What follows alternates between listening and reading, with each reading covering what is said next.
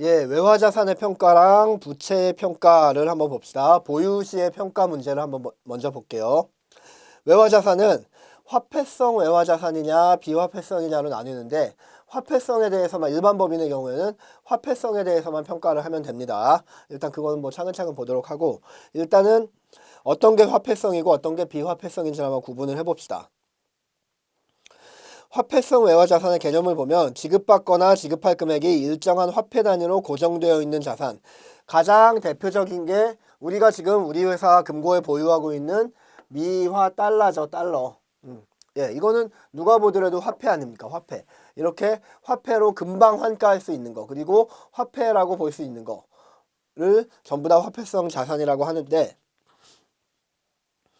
뭐 자산을 보니까 맨 처음엔 당연히 달러인 현금이 나오고 예금도 나오고 매출 채권 뭐 이런 것들이 나옵니다.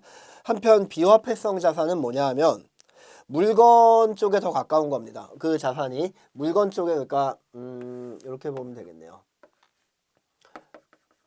화폐,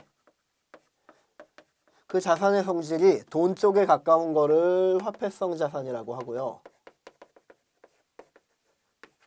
그리고 물건 쪽에 가까운 거를 비화폐성 자산이라고 합니다. 뭐 예를 들면 뭐 기계장치,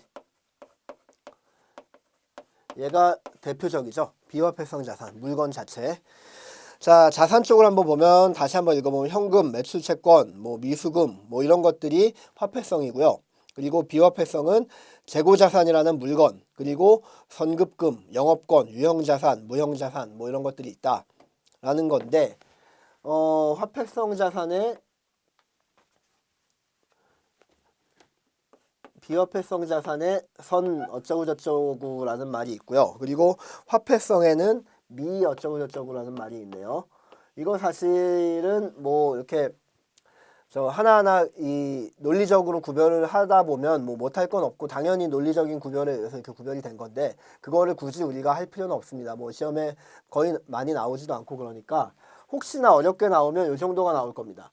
미 어쩌고저쩌고 된 거가 화폐성이냐 비화폐성이냐, 선 어쩌고저쩌고 된 게 화폐성이냐 비화폐성이냐, 그러면 미는 화폐성이라고 구별하시면 되고요. 선 어쩌고저쩌고는 비화폐성이라고 구별하시면 됩니다. 조금 유치한 방법이지만 그렇게 하고 넘어가는 게 우리 정신건강에도 좋고 그리고 시험을 빨리 합격할 수 있는 방법이에요. 시간을 아낄 수 있는 방법이에요. 자, 화폐성 쪽에 보면 자산에는 미수금이 있죠. 미수금의 미. 그리고 부채 쪽에는 뭐가 있습니까? 미지급금의 미가 있죠. 한편 비화폐성을 볼까요?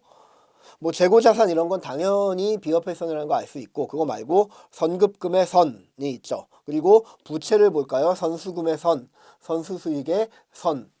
마찬가지로 선자가 들어간 거는 전부 다 비화폐성이라는 걸 알 수 있네요. 이렇게 구별을 하시자고요.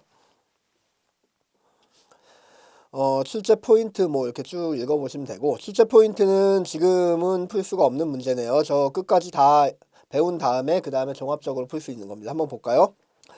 기업 회계 기준에 따른 화폐성 외화자산이 아닌 외화선급금, 선자가 들어가니까 비화폐성이라는 얘기네요.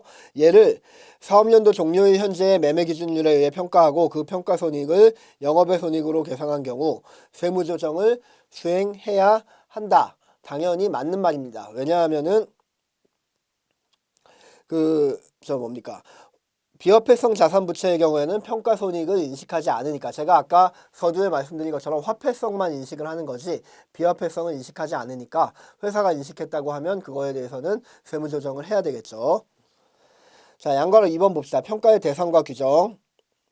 은행이냐 일반 법인이냐에 따라 다른데 은행의 화폐성은 외화평가가 강제됩니다.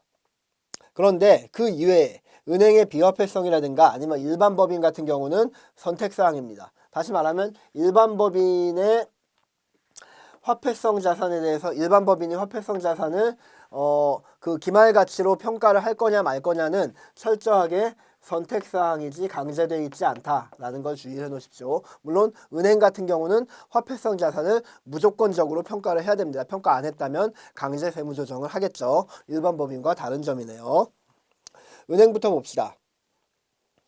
은행 등 특정 금융기관은 화폐성 외화자산이나 부채를 종료일 현재 매매기준율이나 재정 매매기준율로 평가한다. 뭐 매매기준율, 재정 매매기준율은 중요하지 않으니까 넘어가고요. 어쨌든 평가한다는 게 중요하죠. 그리고 강제평가라는 게 중요합니다. 동그라미 2번은 해도 되고 안 돼도 된다. 안 해도 된다라고 하고 그냥 넘어가시면 되고요. 반가로 2번 일반 법인의 경우에는 화폐성 외화자산 부채만 평가를 하는 겁니다.